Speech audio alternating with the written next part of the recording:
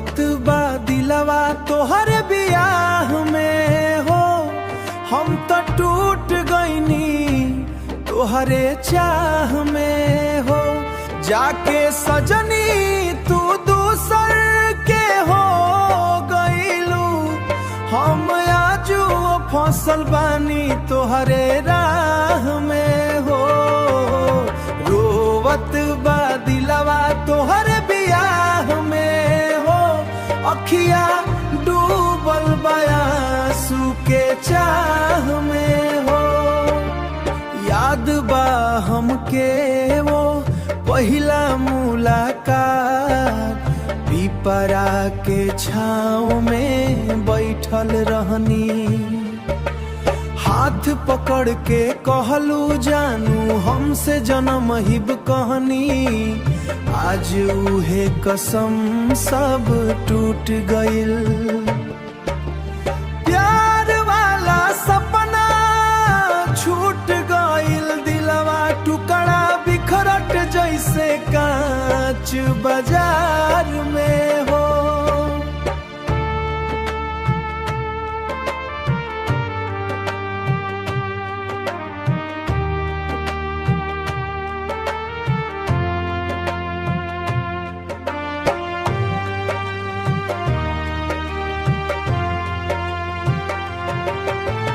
तोहरे खातिर छोड़ेनी दुनिया जहान।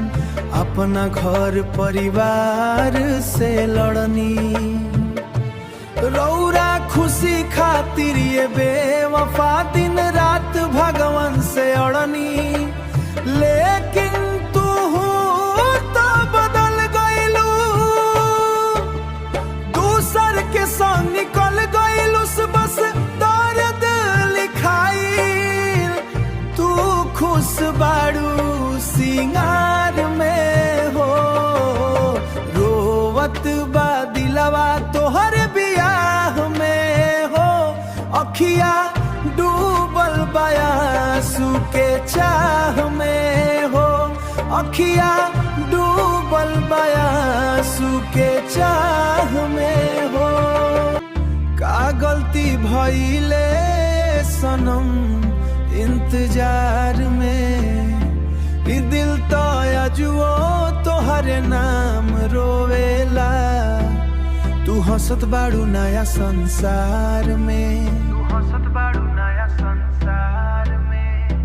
गाँव के गली सब सुना लागे।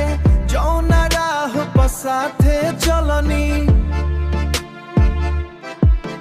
ओही मोड़ पे आज अकेले रो रो के रात बितावल।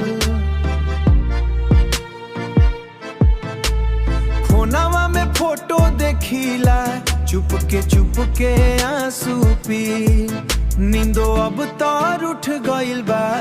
टूटल दिल के मार में हो। रोवत बा दिलवा तोहर बियाह में हो। अखिया मिट गईनी तोहरे चाह में हो। रोवत बा दिलवा तोहर बियाह में हो।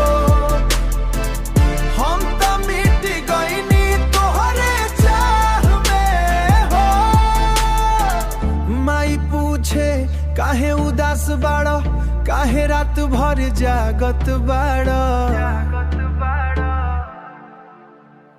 कैसे बताई टूटल दिल के कतना दर्द छुपावत बाड़ा। रौरा शादी के खबर सुन के दिलवा हमारा फूट गइल। जैसे जिंदगी के आखिरी सांस अधूरा प्यार के राह में हो। रोवत बा दिलवा तोहर बियाह में हो।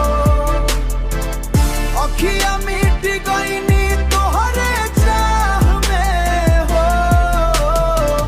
रोवत बा दिलवा तोहर बियाह में हो। जब सुनी दुहलवा आंसू के चाह में हो।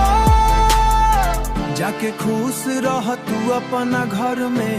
हम तो अब ही उतना ये जो रोवत बा दिलवा तोहर बियाह में हो,